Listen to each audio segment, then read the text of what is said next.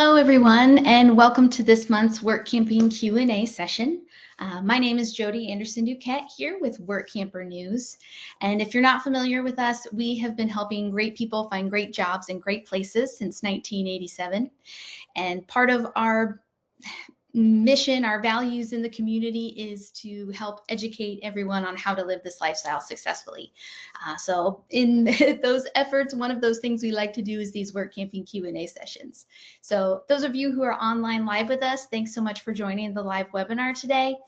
We did have quite a few questions submitted ahead of time. I'm going to go through those questions first, but anyone who is live with us, feel free to type in any questions that you have at any time.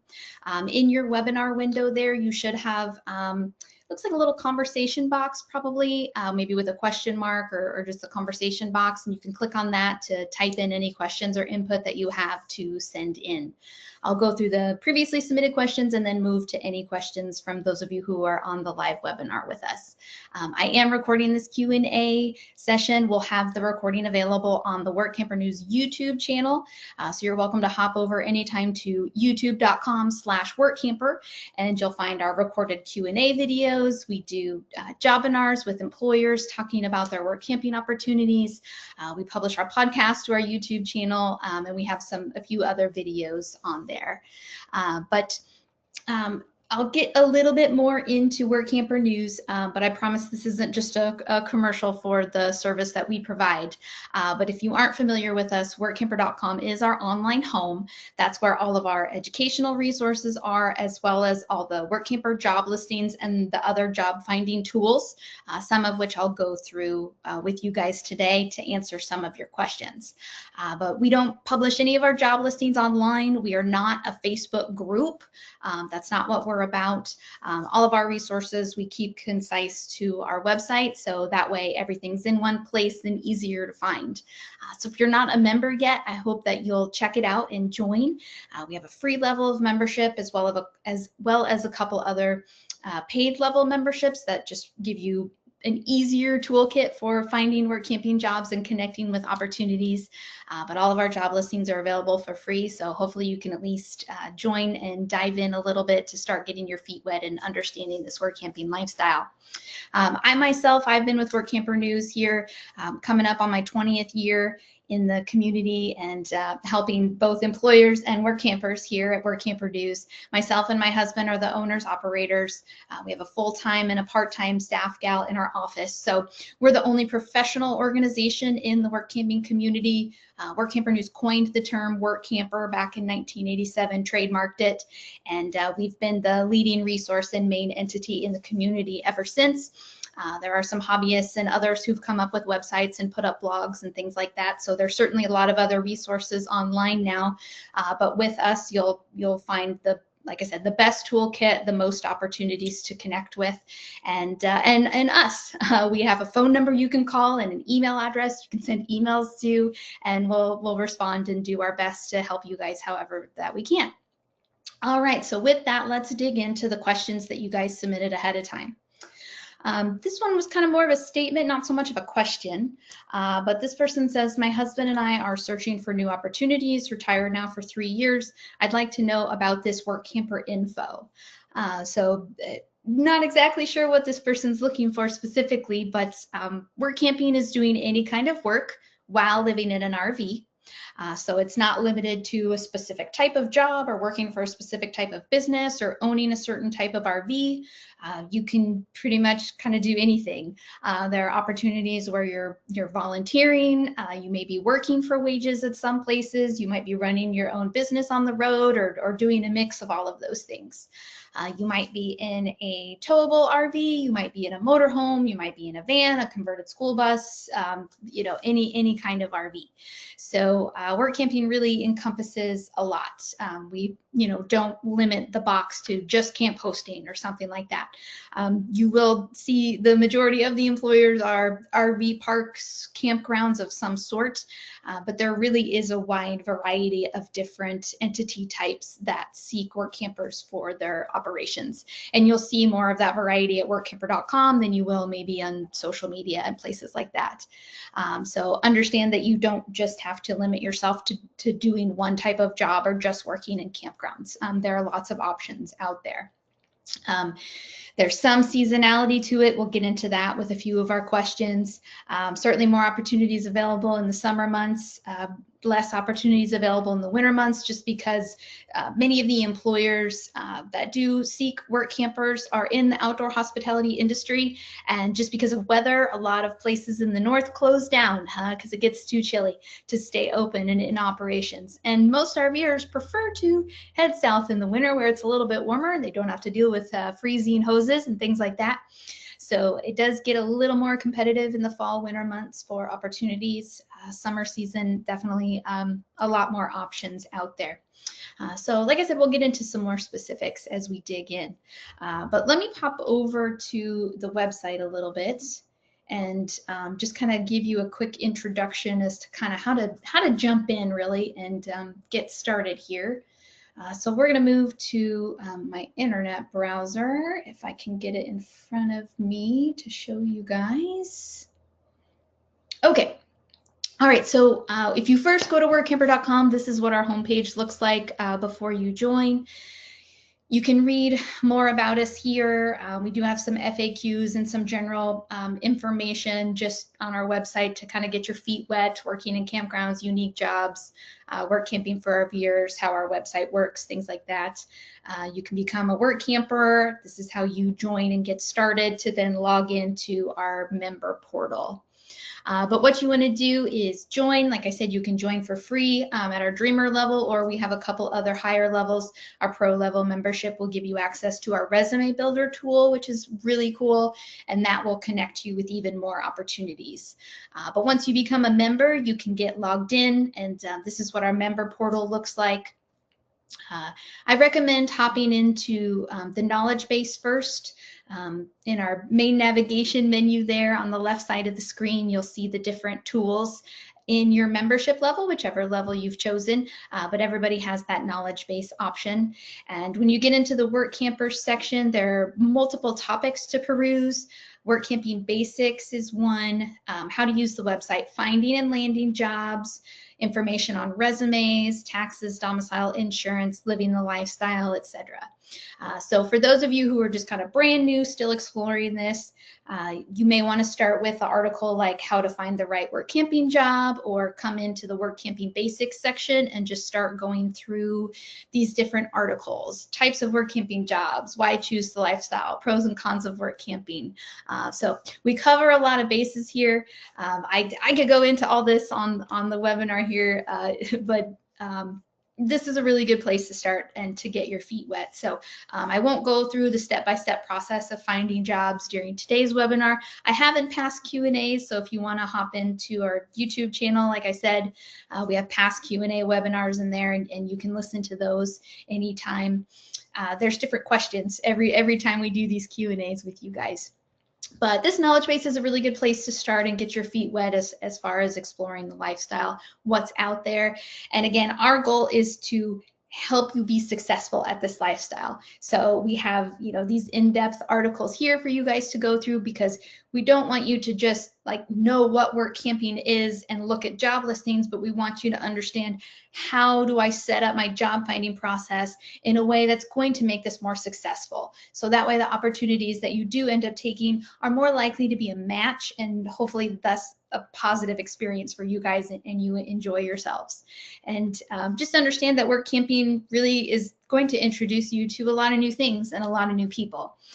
Sometimes those people are not a fit for you, and you encounter some folks, I like to call them pickles, that can be challenging. But oftentimes, work campers that we talk with, the main benefit of living this lifestyle and experiencing this lifestyle is the people that you meet and the relationships that you get to build. Community is so important in our health, our well-being, and our longevity. And work camping is a way to connect you with people and, experience the little subcultures in all different parts of the country, and different little nooks of states, maybe that you haven't gotten to experience before. So the work camping lifestyle can be really great. It's not always going to be sunshine, rainbows, and puppy dog tails. So there is some work involved in finding the right opportunities for you. So like I said, you end up more likely in a positive situation than a negative situation for you. So do understand there's some work involved. The perfect job isn't just going to fall out of the sky to you. I mean, it might. If you put your resume in our database, the perfect job may come to you, but it's going to take a little bit of work to get that resume put together to attract those employers to you. So anyway, but once you go through and you kind of have like the basics understanding and you're ready to put your job finding process into action through our system, if you do become a member and utilize our system, you'll just begin to review the different job listings that are out there. So on our job listings page, work campers can easily search on the states that they want to be in. If you have a specific month that you want to start in, you can pick the certain month. If you need to have wages paid, or if you're just looking to work and trade for an RV site, if you want full-time or part-time hours, if there's a specific business type you want to work for, if you need an RV site. So these are some different criteria that you can search our job listings on. And our listings are updated, like the listings that you guys see on our website have been posted within the last 14 days. So our stuff is current. There's no, oh, maybe this was posted a year ago or 5 years ago. There's no mystery to it. You can see when that listing was posted. When you're reviewing a job listing in our system, you'll see usually a title or the business name, some description that the employer has provided, and some of them are better at providing info than others. They write up their own ad text there. Oftentimes they'll provide you an address, so you'll have a nice little map. You can kind of zoom out and get a better idea of where that opportunity is and what it's close to. You'll have some generic details that all the ads will have: job start date, work schedule, compensation, RV site info. If solos are considered, families are welcome. All of our employers, do provide some of this consistent information. So that's why our listings are so much easier to search through than where you'll find elsewhere. And then there will be contact information that may be links to other websites, email address, etc. If you do create a resume in our system, you'll be able to easily click this send resume button, pick the situation wanted, entry you want to add, and include a message, and just send your resume to that employer just with a couple clicks. So that does make it super easy. So when you're in job finding mode, you'll be looking at the job listings. You can turn on what are called job alert emails. So if there is like a specific state, you're like, I really want to be in Florida for the winter, then you'll want to come in here, be sure to turn on job alerts for Florida or whatever other states you're interested in. And then as soon as we post a new listing for that state, you will receive that full job listing to your email inbox. So that's something cool that we do, guys, is you don't even have to visit our website to look at the job listing. We're going to send that job listing to you, and you're probably checking your email on the regular anyway, so you'll just be able to scroll through and look at listings that way. But again, you do have the search capabilities here on the website. And you can save the job listing. So when you do find a listing that really piques your interest, or, ooh, I like that, but I'm not ready yet, maybe I'll do that one and consider it for 2027 or something like that, you can save the job listings to your own little save section here. You can create custom categories to save those listings into.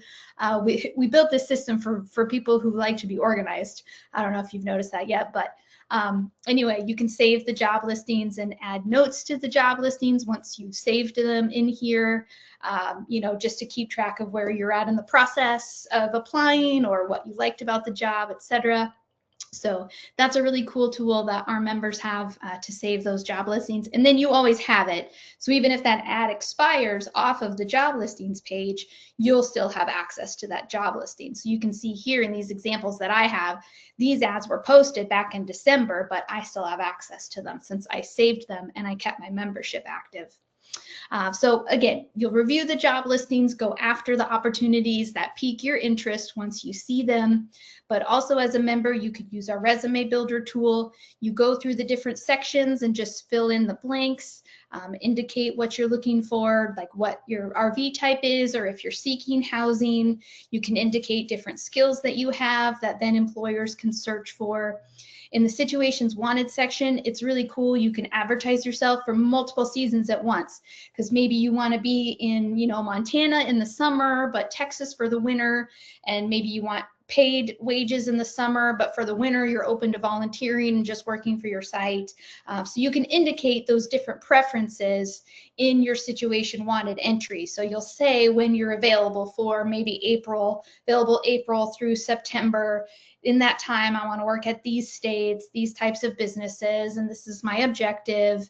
But then in the winter, it's totally different, and you have different preferences and settings for that. So you can advertise yourself essentially for up to 4 different time periods with your resume. Then when you're sending your resume, you pick the specific entry for, you know, that.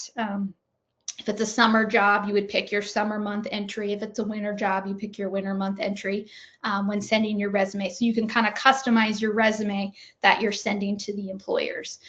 You could fill out your job history and have that in here. If you do complete a Workamping job and it's been in the last 3 years, you can request to have us verify that. So we will call your employer and say, hey, did Jane Smith work for you this time to this date? Okay, super. And then we'll mark that entry as verified. So that's one way that your Workamper resume that you build in our system helps you stand out.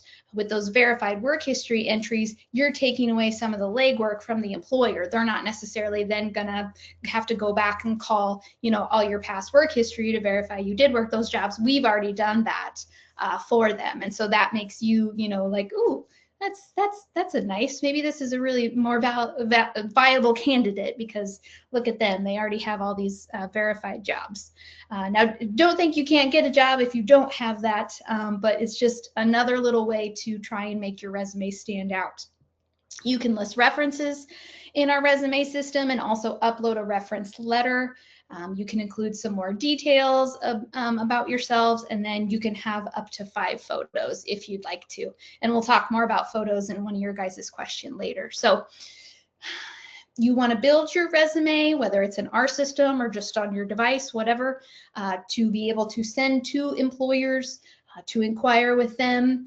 Also, if you have your resume in our system, you can have it available in the database by toggling it to be active or inactive.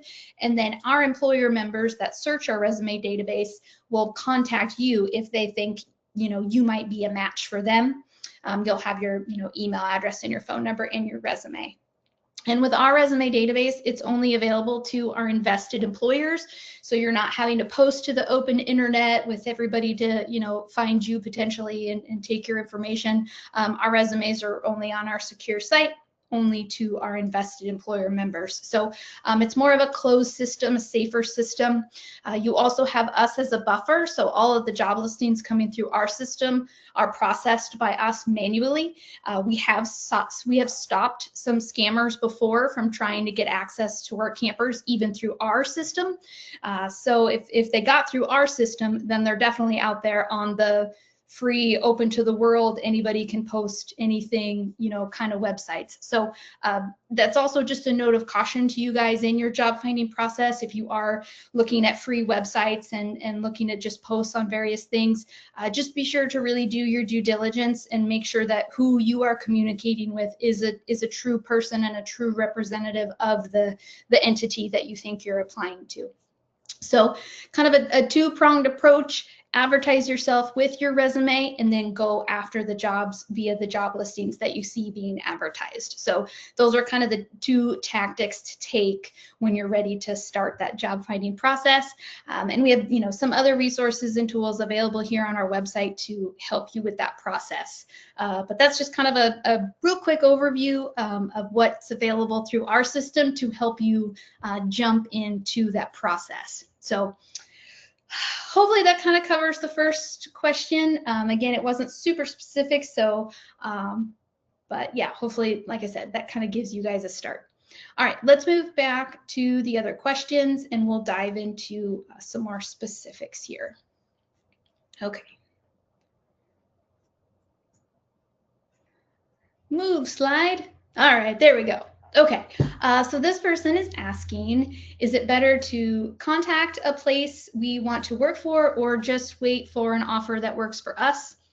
I mean, I guess it just depends. I think if you see a job listing and it sounds like something that you want to do, I would reach out to that employer. If an employer is running a help wanted ad, then they're seeking work campers to contact them.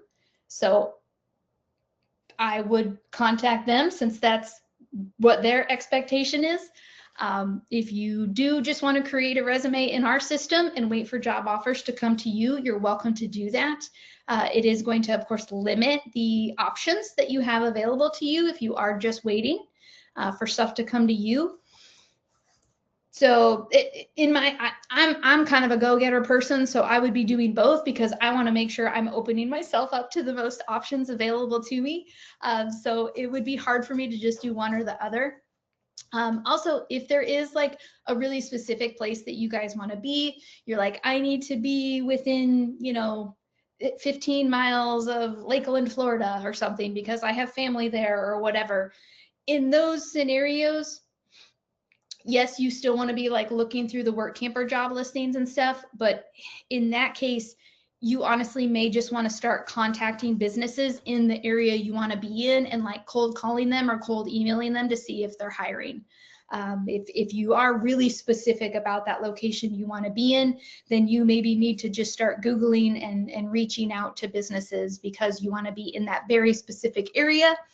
Waiting around for a job listing to appear within the Workamping community may leave you wanting, but it also kind of depends too on the area. If it's like, XYZ city, state, that may be harder. If it's like, well, I want to be in Yellowstone. Like there's going to be opportunities that are posted for Yellowstone because it's such a popular tourist area and there are multiple employers in that vicinity that hire work campers.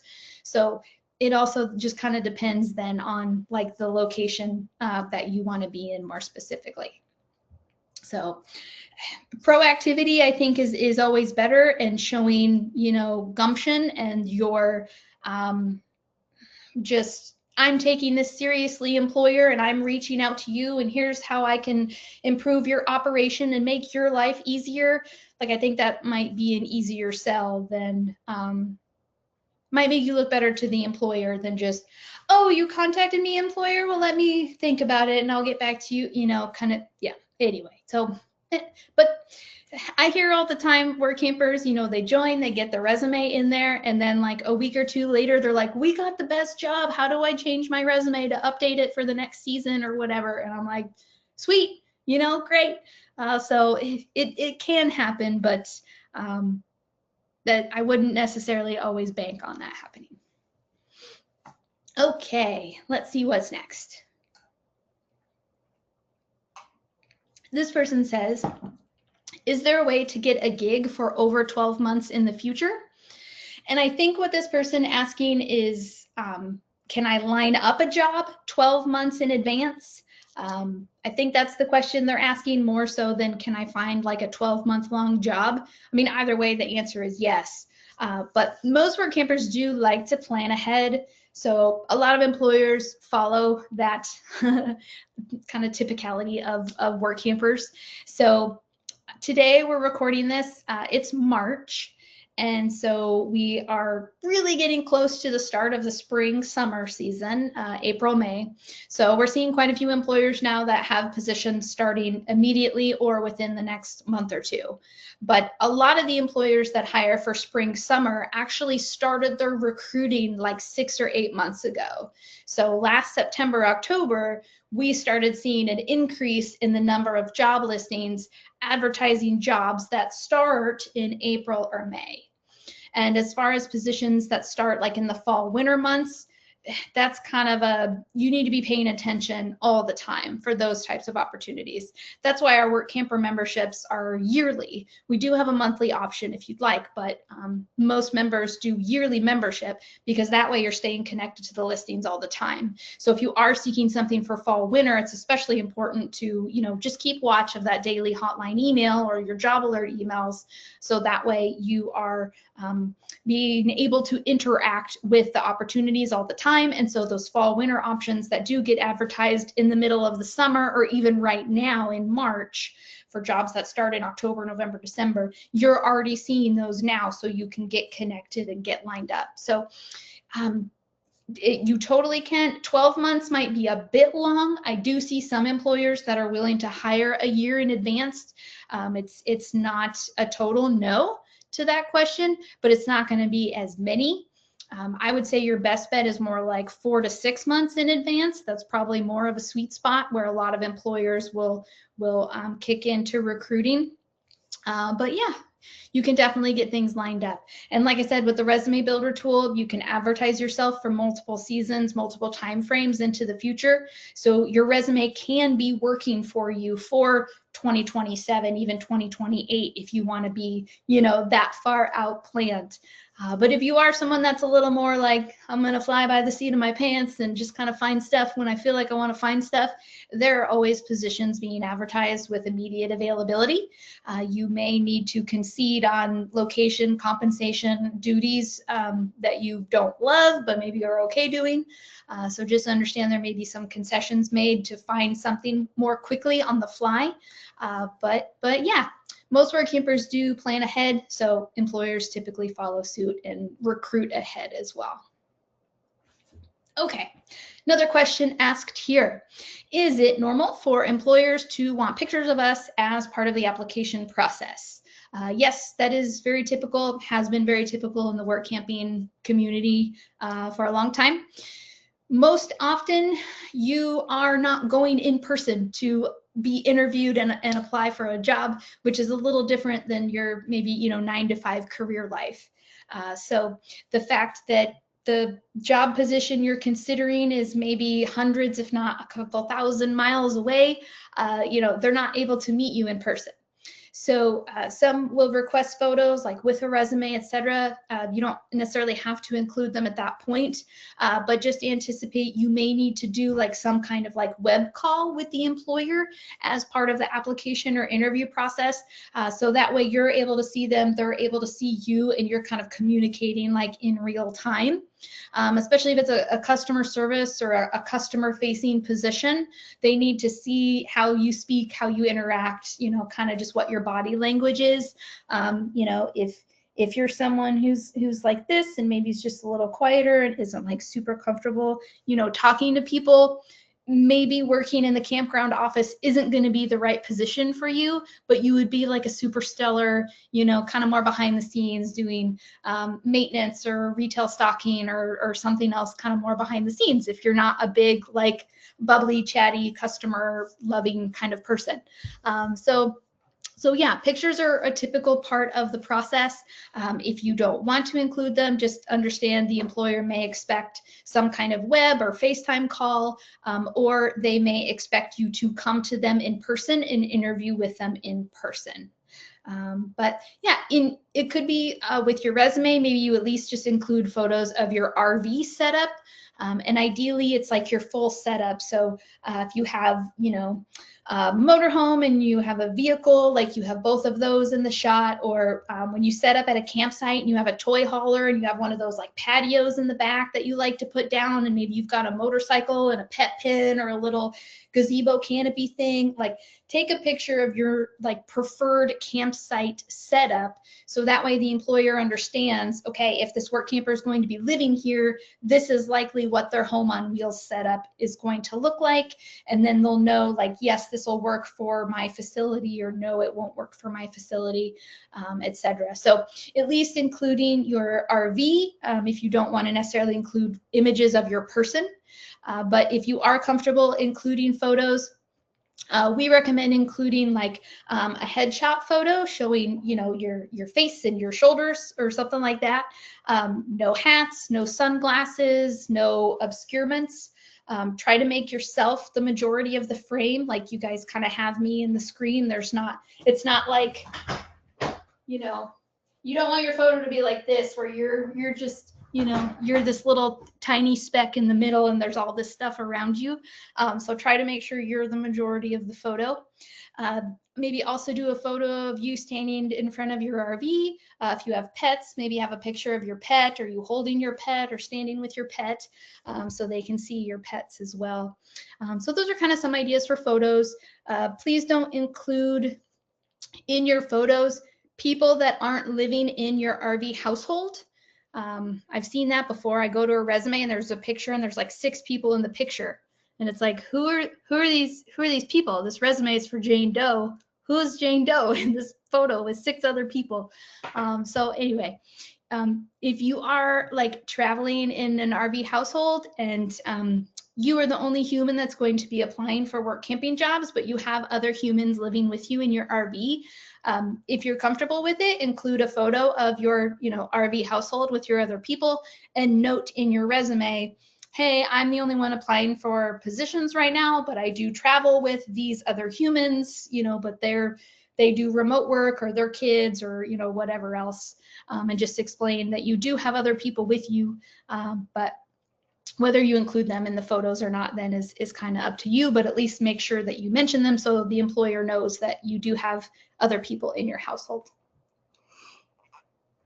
Okay, I think we kind of covered that one. All right. It helps a lot more now with technology, with the FaceTiming and the webinars and things like that. There's it's a lot easier to kind of do these video calls, as you will call them, than it used to be. Okay, next question here. Are there more positions available if you agree for an entire season, or is 1 to 3 months okay? Yes, there are going to be more positions, more options for you if you're available for a longer period of time. But as long as you're available for the time period that the employer is advertising for, then you're likely good to go. We do see opportunities that are shorter. The shortest ones, like I've seen a couple where it was like a weekend event or like a 3 or 4 day event, and they were just seeking workers to help them work the event. That's probably the shortest. Some other short-term ones is like the sugar beet harvest. They hire work campers to work at the beet receiving stations, and that can be like as little as 2 weeks. It could be longer, more like 4 to 6 weeks. So that's kind of a short one. Sometimes in the volunteer realm, where you are just working in trade for an RV site, it may be like a government operated park or a nonprofit organization, historical society, something like that. Oftentimes those folks will have a little more flexibility because you are like supplemental staff. Like you're not the main staff that keeps things running. You're kind of there just to help the operations. Maybe the existing staff have a little less on their plate, and some of the lower hanging tasks that need done, you can get those accomplished. So with volunteering, there can be a little more flexibility. Like I said, because they're not, well, I don't want to say they're not relying on you, because they are. A lot of these entities are reliant on their volunteers to be in operation, but you're not, it's not a career. You're not a full-time ranger at the core park. You're just there to help keep things running smoothly. So there is more flexibility than in that volunteer realm. If you are looking for a paid position for 1 to 3 months at a tour company or a retail shop or a restaurant or an amusement park or something, there might be some flexibility there. It's going to depend on the employer. There might be more flexibility with employers that hire a larger number of staff. Maybe they have some holes to fill. If they get one work camper that can come in for the first 3 months and you can come in for the latter 3 months, then that fills, kind of one position for them. Where if it's like a smaller operation where they only have a few staff people, it's a lot harder for them to have people coming and going on the staff throughout the season because there's only few of you keeping things running.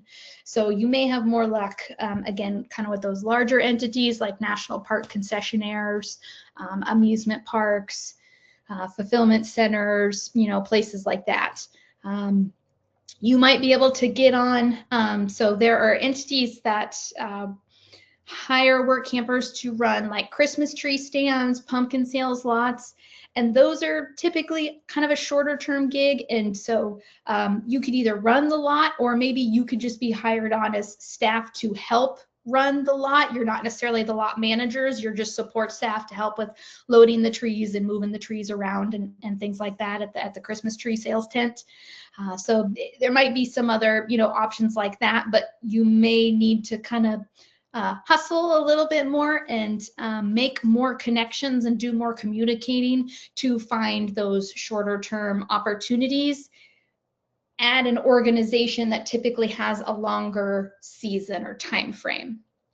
And some entities too, especially like parks, RV resorts in the South, they may want you to work through the summer season in order to then stay through their prime, ideal, desired winter season. So sometimes, you know, you have to commit for an entire season to be able to then get the season that you want. So it's going to kind of vary though. So you'll just, again, start going through the listing, start making connections with employers, and you'll start to get a better idea. And it's hard to say exactly without knowing where this person wants to go, if this person requires wages and an RV site, or if they're flexible and can take different compensation packages, etc. But hopefully that kind of gives you guys like a general idea. Okay, this person would love some advice on how to get herself to the West Coast and connect with 55 plus RV resorts for work. So when we were back on the job listings page on our website, you could see you could search on specific states. The business type, you would select RV park or RV resort, and then that would show you any job listings for RV parks in Arizona or New Mexico or California, etc. So that's how you can easily search our listings to see those options.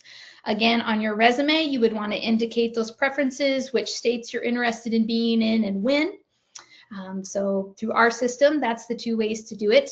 Or if you want to be at a very specific location, I would go to the Google machine, type in 55 plus RV resort in Glendale, Arizona, or wherever. Search, see what comes up, and just start picking up the phone. Hey there, I'm Sally, and I would love to work at your RV park. Do you have any openings? And just start, you know, knocking on doors and seeing who answers. So yeah, definitely, our tools can help you with that, or you can just use that old googly machine and start cold calling and cold emailing. 55 plus RV resorts typically do have that prime season of like December, January through April usually. So they're likely going to seek more workers for that time frame. They're usually open year round, but oftentimes folks don't stay year round in those kinds of parks. But so you may be able to stay on, you know, of course, through the summer season if most of the other staff kind of clears out. But yeah, definitely head on out there. And some employers will provide a bonus, like a travel bonus as well. So if you are like, well, I'd really like to go all the way across the country, but I know it's going to cost me $1 bajillion in gas money, and that might be a little hard on my budget. Like I said, some employers will offer a season end bonus that could help you with gas money to get to the next spot. But you may also, depending upon your qualifications and how much that employer wants you to come work for them, you might be able to negotiate some kind of travel stipend to help you get to the opportunity as well. You never know unless you ask. All right, moving into the next question here. Okay, how do I determine if the compensation being offered is good? And so the compensation really varies. With Workamping, some opportunities you are just working a number of hours in trade for an RV site and other perks. Sometimes you will work a certain number of hours and trade for your RV site and perks, and then any hours you work over that are paid an hourly rate. Sometimes every hour you work is paid and you're provided the RV site at no cost to you. Sometimes you are paid for every hour worked and you pay a fee for the RV site that the employer is providing to you. Sometimes it's a salary. So the number of hours aren't really tracked. You're just paid a certain dollar amount a week or a month for X jobs, and you're to complete those X jobs within that week or month or whatever for that salaried amount.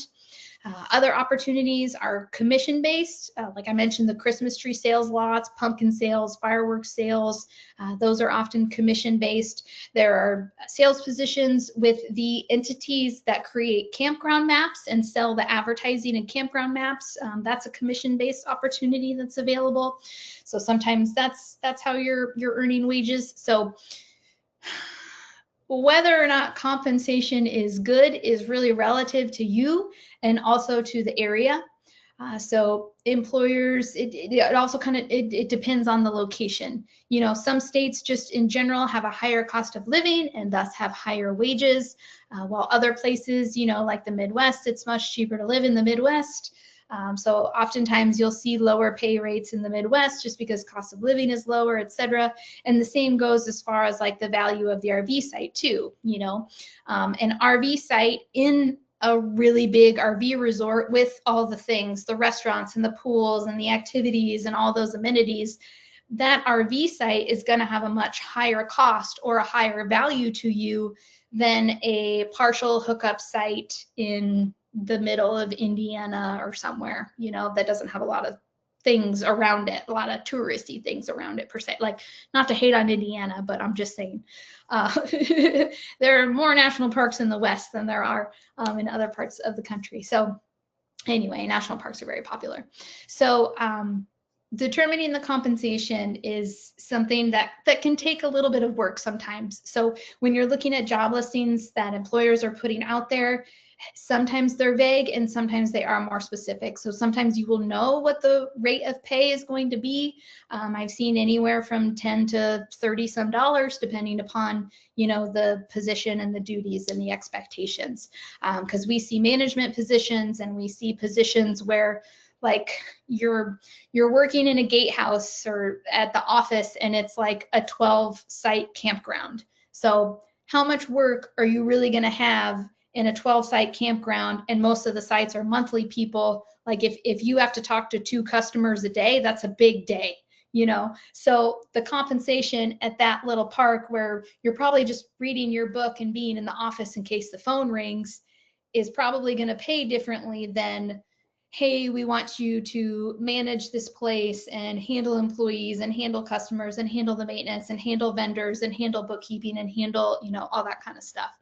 So you have to also think about the job position and the workload as well, because that kind of factors into things. So you need to figure out what the value of the RV site is, if they're providing you an RV site, the value of any other perks included, because the employer may also be, you know, providing you electricity at no extra cost, internet at no extra cost, maybe uniforms, meals, propane, discounts to local things, you know, kind of free gifts here and there, etc.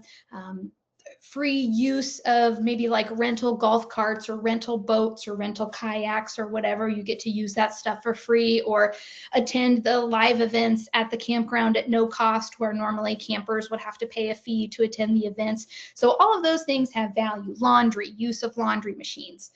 So you kind of have to get it. Usually after talking with an employer, you kind of can get the value of some of those details to then determine if they are providing the RV site and those perks to you, what is the value of that? And then if they're paying you a wage on top of that, you take that and the value of the site and put it together, and that's really your compensation package. You know, the RV site does have value that's being provided to you. If you're paying a fee for the RV site, then that's a separate story. Then we do just need to look at the hourly wage and compare that to the job duties, etc. And I wanted to show you guys too, we do have a resource that you can check out.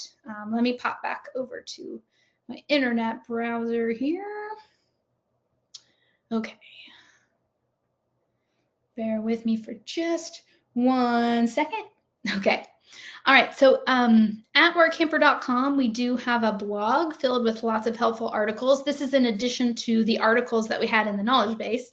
So if you go to workamper.com/blog, or you can always get to it here from the About menu, read our blog. So you can come in here. As of today, we have 146 different articles. So little picture and titles and description for all the articles here. But there's a search option. You can see the search box here. And so I'm going to search on the word math and see what comes up. And so we have this article here, doing the math on a work camping job, understanding the perks, pay, and value. Close that pop-up there. So this is a really good article to go over, kind of gives you some examples of how to do the math. If it's a campsite only and you're working and trade for the site, campsite plus hourly wage, and just kind of gives you, some different ideas and things to think about. And also just the area, popular tourist areas or really, popular areas to live in will likely have a little more cost to folks for living there, or especially, going up to Alaska. Stuff is just generally more expensive in Alaska. So some of these perks may have a higher value in those locations than they would at other locations. So yeah, just making sure you're asking a lot of questions and getting as much detail as you can up front from the employer will help you kind of do the math on the compensation package. And then it's up to you to determine what's worth it. And again, looking at the details of the opportunity. Is this something where I'm going to be busy all the time, on my feet, very active, doing a lot of technical things? Or is this going to be where I'm just kind of schmoozing with people, helping people to their RV sites, greeting day use people at the core project, or giving tours of a lighthouse, etc. Running a ride at an amusement park where kids are having fun all day, that kind of has some value to it too, like how you feel about the opportunity and the work that you'll be doing.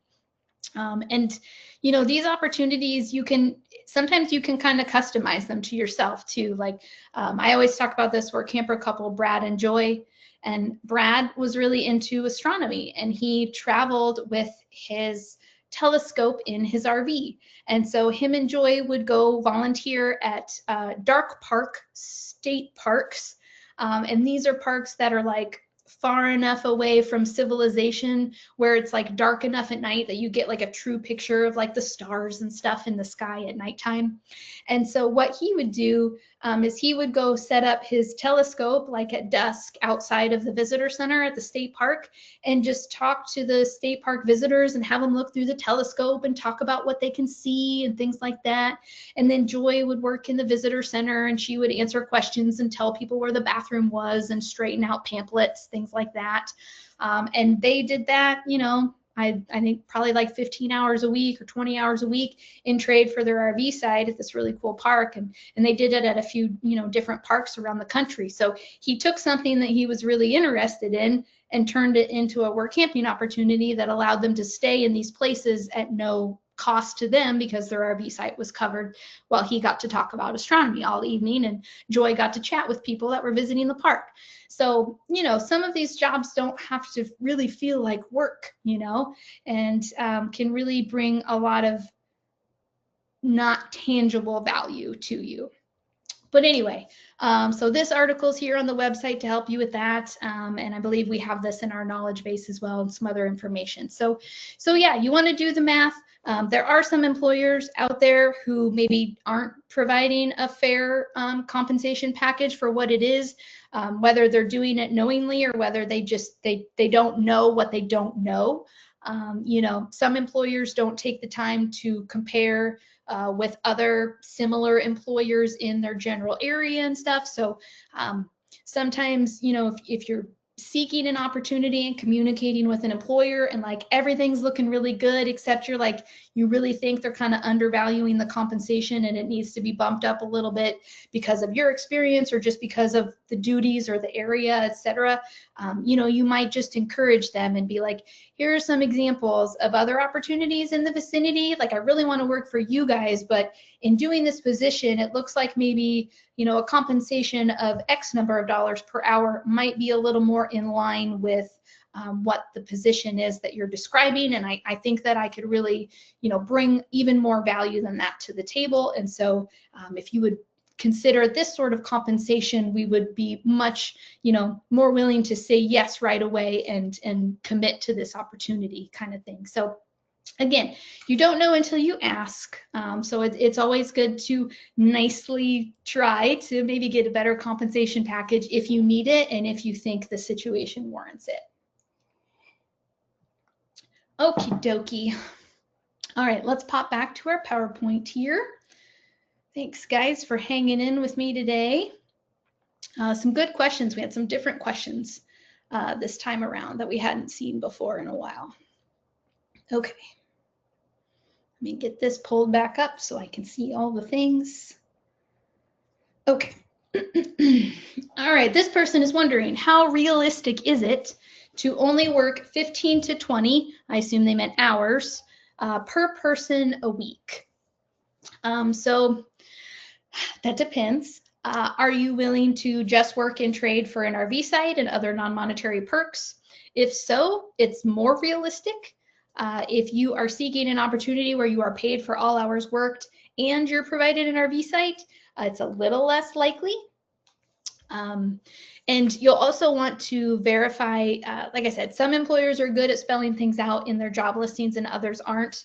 But oftentimes, if the Workamper is required to work a certain number of hours for the RV site, it's usually a total number of hours for the site. So if there are two of you that can be working, and it's 30 hours for the RV site, then maybe each of you get to work 15 hours a week for that site. If you're a solo, then you would work the 30 hours for that site. So it might be able to be divided per person that way. Sometimes it is, you work so many hours a week, both of you, for the site or for whatever the compensation is. And again, like we just kind of talked about, it's going to depend on the location too. So if you are, seeking a full hookup site in a prime area, like a popular area that a lot of RVers like to be in, that is going to be a little bit harder to find. More flexibility in that volunteer realm, like I talked about, with like Corps of Engineer projects, state parks, county parks, nonprofits, historical societies, those types of entities, camps, retreats. Trying to think of who else would fall under that realm. You're more likely volunteering, so you are just working in trade for that RV site, and that may be for 10 hours a week, 12 hours a week. It might be 24 to 32 hours a week I've seen. Again, it's kind of just going to depend on a lot of factors and the job duties as well, how many people are on staff, etc. So it's hard for me to answer this question super specifically because I need more details about you and what you're looking for, but there are definitely options out there.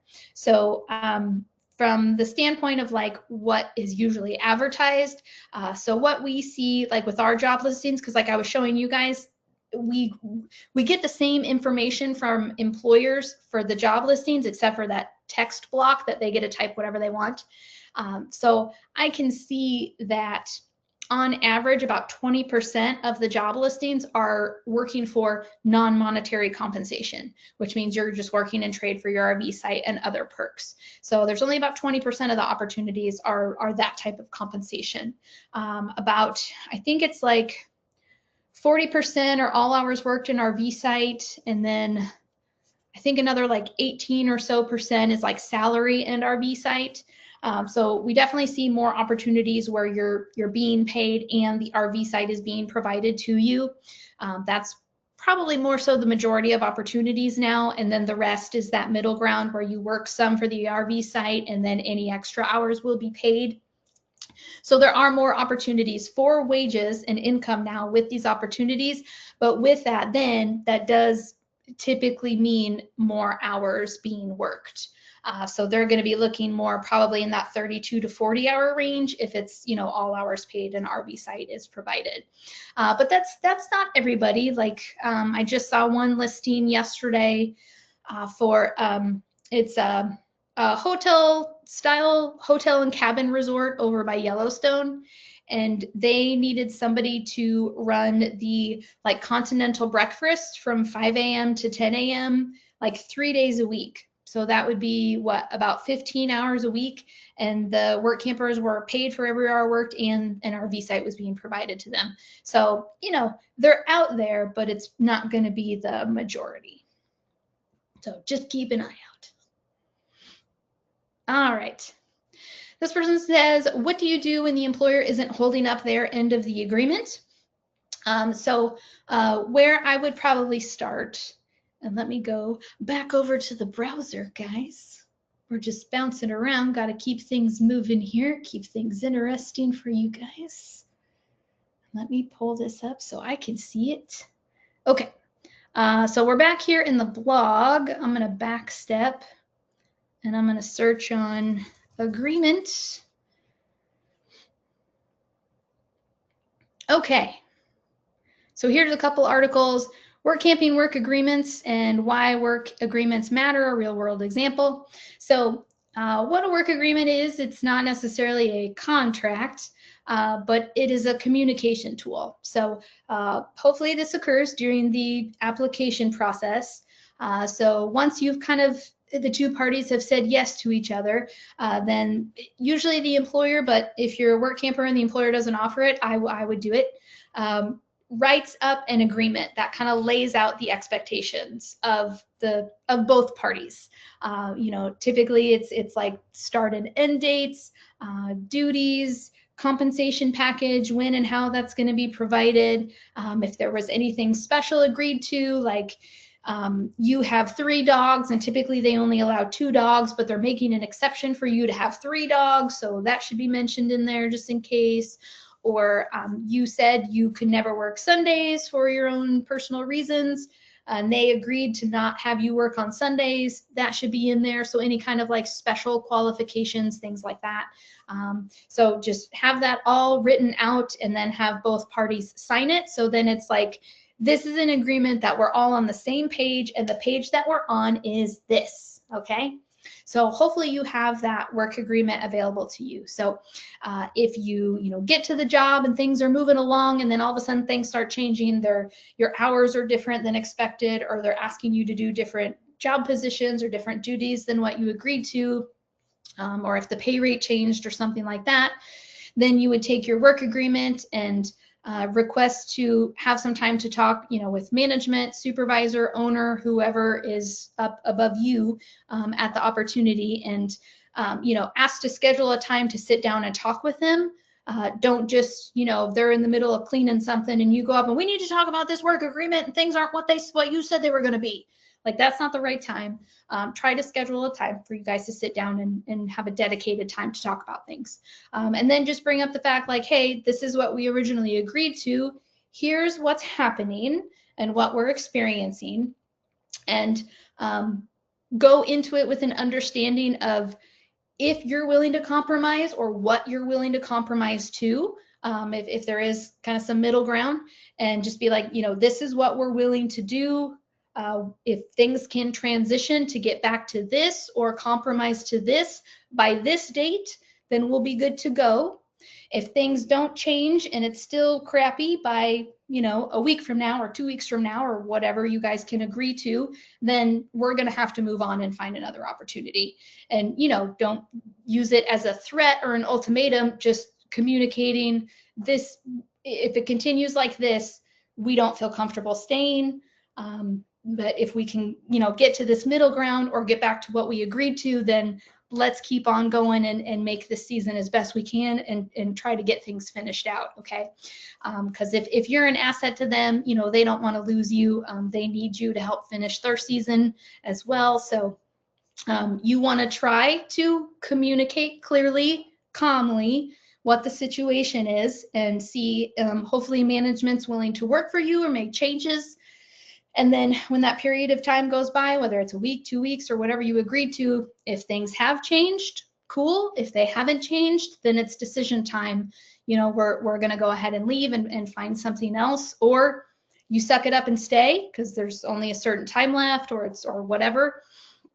Certainly if the situation is, I'm scared for my life and my safety or the safety of my home or my pets or whatever, get out of Dodge. Just go. Let the employer know, I'm sorry, I don't feel safe here. I need to go.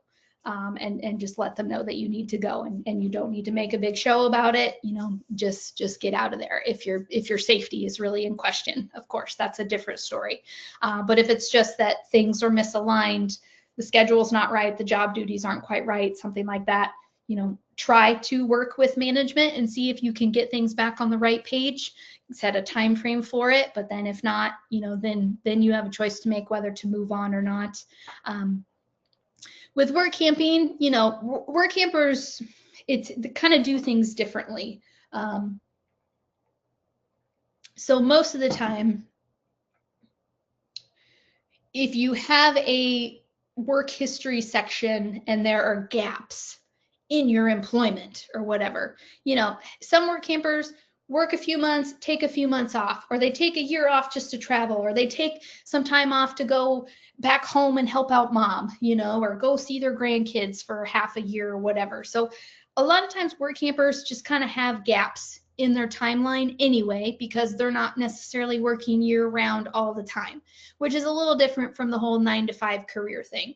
So if you do take a position and things go kablooey and it's a disaster and you don't even want to list it on your resume because you just want to forget that it ever even happened, then do that and don't worry about, you know, having a gap or whatever on your resume. So don't let that element be like a fear factor to keep you from doing what's right for you.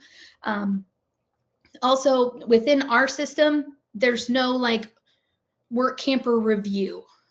Employers can't go in and be like, Jane Doe was blah, blah, blah, blah, blah, blah, and like share that. Like that doesn't exist. That gets into defamation and lawsuits and sticky stuff like that. So we don't have a tool like that. So don't worry about some kind of weapon being out there. I'm not saying that doesn't exist somewhere on the internet, but not within our system. Work campers can write about experiences they had with an employer. And if you do have a situation where things don't go the right way as originally agreed to, and it doesn't go well, you could share about that in a review in our system when you're writing about working for XYZ employer. So that does exist. And hopefully on the flip side, you had a great experience working for an employer. You will go share about your positive experience working for XYZ employer. So that's, again, something that we have to help work campers do their due diligence on an employer is we do have those reviews written by work campers about specific employers. So you'll see those in employer profiles, which are connected to job listings, and something we didn't dig super into in the webinar today. But anyway, hopefully that kind of gives a little bit of an overview. Again, hopefully you have that work agreement to start, and that's just a good tool to have from the get-go, like to make sure you're on the same page.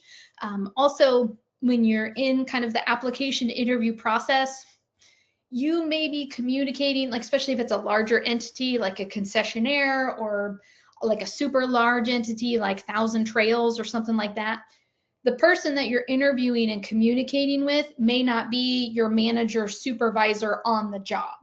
And so in that case, in the process, you may say like, hey, would it be possible for me to have a phone call with whoever my manager is going to be or supervisor or whatever, just so we can kind of feel each other out and see if we're going to be a good fit working together. If you know you're going to have a pretty, like a lot of time working with whoever, you know, your manager is. So that's something you can certainly ask too, again, just as part of that due diligence process in getting figured out if the opportunity is going to be right for you or not. So just another kind of question to ask there.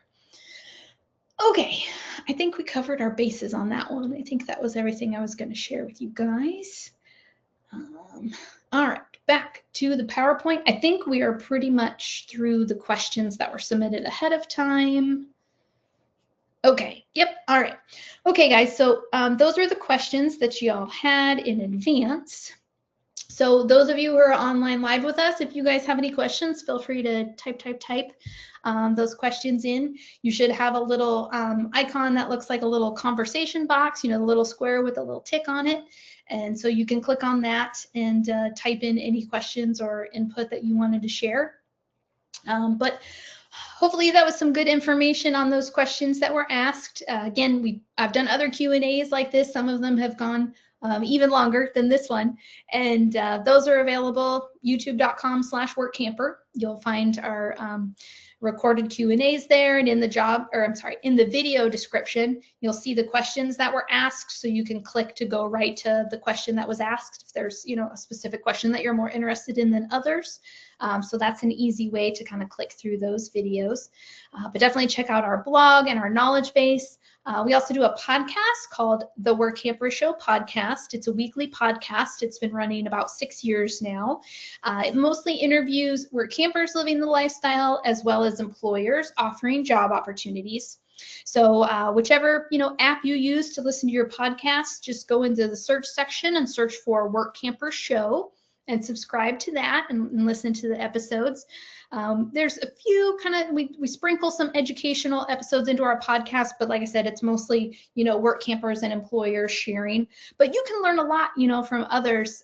Work campers talk about jobs they've done, RVs they've had, why they picked things, et cetera, et cetera. And just getting other people's perspective on the lifestyle can kind of open up some ideas, and it kind of help you feel a little more confident too about moving into the lifestyle. So check out the Workamper Show podcast. It's totally free. Our blog is free. You can join workamper.com, that free dreamer level. You'll start getting the job listings via email each weekday. The dreamers, you do get your job listings on a delay. So if you are really in that active job finding mode, the Seeker or Pro level is likely going to be better for you. It's going to give you a more enhanced toolkit for connecting with those opportunities, and just kind of makes your developing your process much easier. All right, well, no questions have come in, so we'll just go ahead and wrap things up. But thank you guys. Thanks everyone so much for listening in. Again, I'm Jody Anderson-Duquette here with Workamper News, and we hope to help you with living this wonderful work camping lifestyle and finding the right opportunities for you. Please visit our website, workamper.com. You'll find our contact info there. Feel free to reach out to us via phone or email if you guys have other questions that we haven't answered yet. We look forward to working with you. So, all right, with that, I will wish you all safe travels and happy work camping. Thanks, everybody.